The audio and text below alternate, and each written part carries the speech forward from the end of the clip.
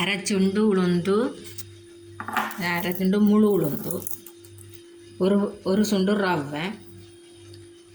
உளுந்தை வந்து 8 மணித்தியெல்லாம் நிறைய விடணும். ரவையை வந்து ஒரு 15 நிமிஷம் அவிய விட்டுட்டு உளுந்தையும் ரவையும் போட்டு தண்ணி கணக்க விடக்கூடாது, அளவான இதை அந்த உளுந்து அரைச்சி உளுந்து கொஞ்சம் தண்ணி விட்டு அரைக்க அந்த தண்ணியை உங்களுக்கு குழச்சி வைக்க போதும். அப்புறம் உப்பு கொஞ்சம் போட்டு 8 மணித்தியெல்லாம் ஊற விட்டுட்டு பாருங்க. இதான் நான் அவிச்ச இட்லி எவ்வளவு சாஃப்டாக இருக்குன்ட்டு பாருங்க. கொஞ்சம் கையால் உளுத்துப்படுது, அவ்வளவு சாஃப்டாக இருக்குது பாருங்க இவ்வளோ நல்லா இருக்குது. 15 நிமிஷம் இந்த ரவையை அவிக்கணுமே.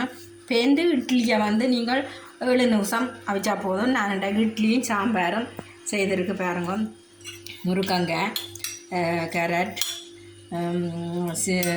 பூசணிக்காய், மற்றது வாழைக்காய், பருப்பு இதெல்லாம் போட்டு சாம்பார் வச்சுருக்கிறேன். சூப்பராக இருக்குது. ரவையை இட்லியை பாருங்க இவ்வளோ சூப்பராக இருக்குது, நல்ல சாஃப்டாக இருக்குது.